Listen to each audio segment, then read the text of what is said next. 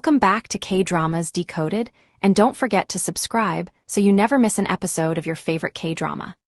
Episode 12 begins with the residents finally discovering the truth behind the missing 178 billion won in apartment maintenance funds. After examining footage, they realize that Lie Chongian had manipulated everyone around him, including the people he promised huge rewards to. He had offered one person 5 billion won and another a penthouse, only to betray them once he got what he wanted.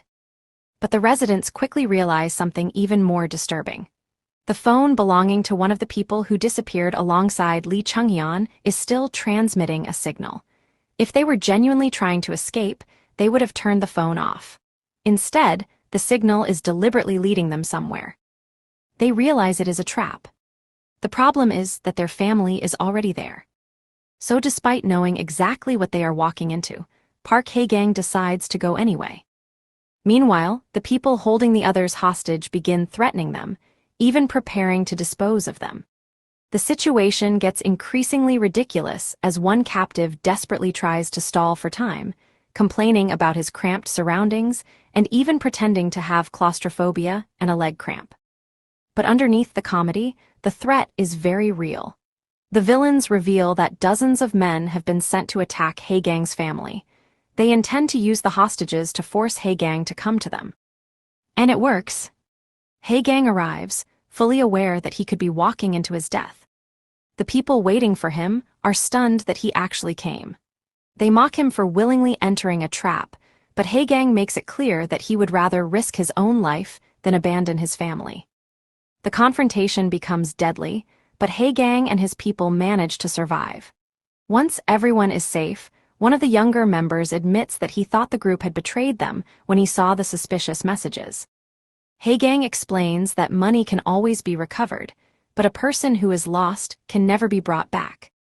Then comes one of the episode's most emotional moments. Someone asks whether he really considers them part of his family. Hae-gang tells him that after everything they've been through together, including shedding blood for one another, they are family. And for Hae-gang, that means something much deeper than simply being business partners. He tells them that for the rest of his life, he wants to become someone they can rely on when things get difficult. In return, he hopes he can lean on them too. But while Hae-gang's group is recovering, Lie Chongian's empire begins collapsing. The police launch a search of his company, while government officials investigate the corruption surrounding the apartment development. When authorities discover evidence connected to the illegal activities, Chongian desperately tries to protect himself. Then everything changes.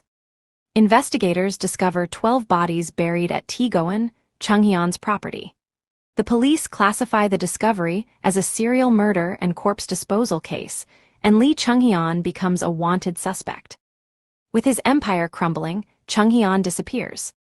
But Hae-gang isn't finished. He eventually tracks Chongian down and confronts him on the rooftop.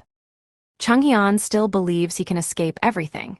He boasts that Tsun remains powerful and that he'll eventually return. He even gives Hae-gang the 178 billion won that originally belonged to the residents. But Hae-gang refuses to see himself as Chongian's equal. Chongian argues that they are alike because both of them chased money. Hae-gang disagrees. He explains that there is a fundamental difference between them. He was trying to protect what belonged to his people. Chongian was trying to steal what belonged to others. Then Chongian reveals something horrifying. He admits that he personally killed Park Yongman, using a knife he had been using to cut an apple. He deliberately provokes Hae-gang, telling him to kill him. But Hae-gang refuses. He tells Chongian that killing him would simply allow him to escape punishment. Instead, Chongian needs to face the consequences of everything he's done. Hae-gang finally tells him that he understands why Park Yongman pitied him. Chongian simply never learned how to live like a human being.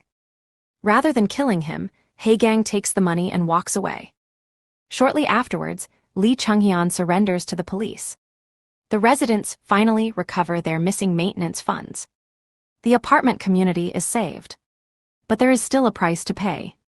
The people who helped Chongian are forced to face the consequences of their actions. Some cooperate with investigators in exchange for leniency, while others realize that their once powerful connections can no longer protect them. Even Kang Ari becomes involved in the aftermath. She works with the residents to pursue legal action and make sure the money is properly recovered. Eventually, the chaos begins to settle. The residents take a photograph together, finally feeling like the strange group they've become really is a family. Haegang also visits his father's grave. He tells his father that he finally got revenge for him. But he also says that he will be away for a while, asking his father to continue watching over the people he loves. It's a quiet moment that shows how much Haegang has changed. At the beginning of the story, he was someone driven almost entirely by revenge and money. Now, his biggest motivation is protecting the people around him. 3 years later, the residents' lives have completely changed. The apartment is finally functioning properly. The community is thriving, businesses are doing well, and even the younger members of the group are pursuing their futures. Haegang's former companions have also found new paths.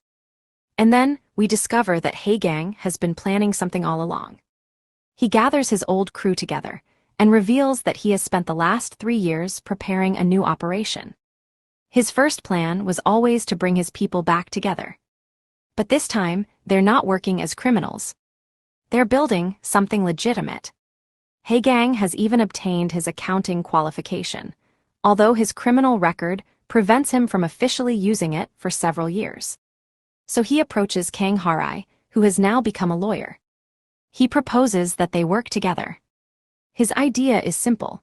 Harai will provide the legal protection while Haegang handles the financial side. He even proposes splitting the profits.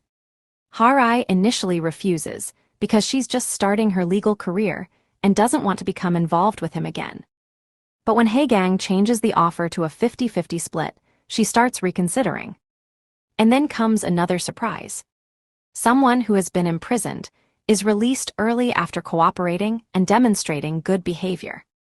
The whole group is reunited once again. Haegang welcomes everyone into their new office, and the team prepares to begin their next chapter together. They jokingly negotiate salaries, argue over bonuses, and immediately fall back into their old chaotic dynamic.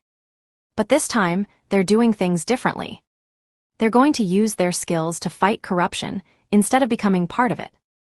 And just when it seems like everything has finally settled down, the drama gives us one last problem. The apartment discovers that an administrative team leader secretly switched their contract documents. The residents thought they had signed a standard agreement, but the version sent to the contractor contains a 6 billion won penalty clause. The residents are furious. They realize that someone deliberately manipulated the paperwork and disappeared, leaving them responsible for the massive penalty. But instead of panicking, Haegang immediately knows what to do. If the other side has a professional scammer, they'll bring in an even better professional. And that's where the newly formed law office Jeongsan comes in. Haegang and Harai investigate the missing team leader's accounts and discover evidence that 50 million won in kickbacks had been deposited into a borrowed name account. That changes everything. Because the contract was obtained through bribery and breach of duty, they argue that it is legally invalid. Harai immediately sends the formal notice, canceling the contract. The 6 billion won penalty is no longer something the residents have to simply accept. Instead, Haegang announces that he'll personally spend a month conducting a special audit of the apartment. The residents enthusiastically agree. And just like that, the team gets its first official case. The final moments bring the story full circle. 3 years after everything began, Haegang and the people who once lived through violence, betrayal, and corruption are now using their experience to protect ordinary people. They aren't just trying to make money anymore. They're protecting their community, exposing fraud, and making sure nobody else gets exploited the way they once were. The episode ends with the group celebrating their first case together and preparing to investigate the new corruption threatening the apartment. And with the final song playing, Haegang and his chaotic little family step into their next adventure.